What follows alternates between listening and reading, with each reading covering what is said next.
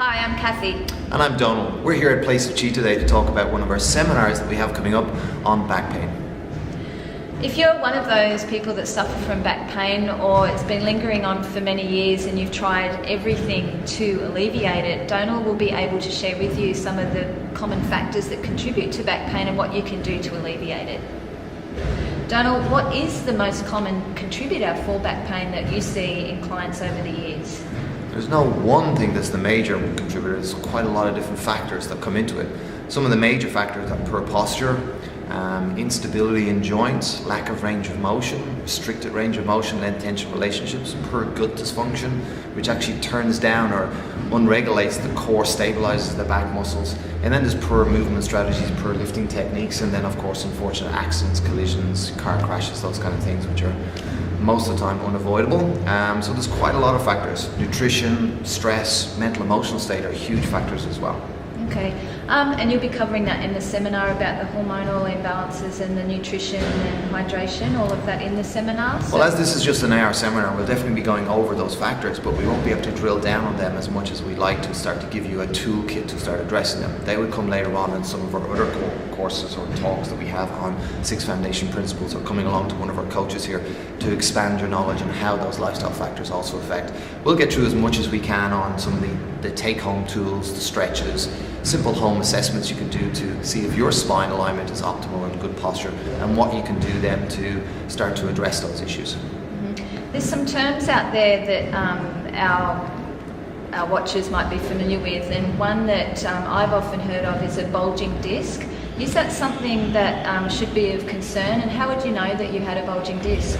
Well, a bulging disc or a herniated disc is very important to address. If you don't address that, long-term strategies would start to shut down muscles that would compress that joint. The body would stop causing pain in the body, so that sets off a reaction where the body then doesn't turn on certain muscles that it should do.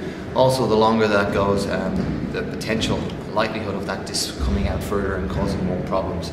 So certainly addressing that, the earlier the better. To get it diagnosed, most people will go to a physio, chiro, or an osteo that will be able to diagnose that, or an x-ray. Also check practitioners. We do some screening of the spine and orthopedic procedures and measurements of the spine to see if the spinal alignment is right. So sometimes we work with those healthcare professionals as a dual approach on alleviating some of the more serious disc injuries. But there's so much more we can do now than what we used to be able to do 20 years ago when I started off as my career. So our knowledge base of addressing this with stretches, mobilizations, corrective exercise can be a huge benefit.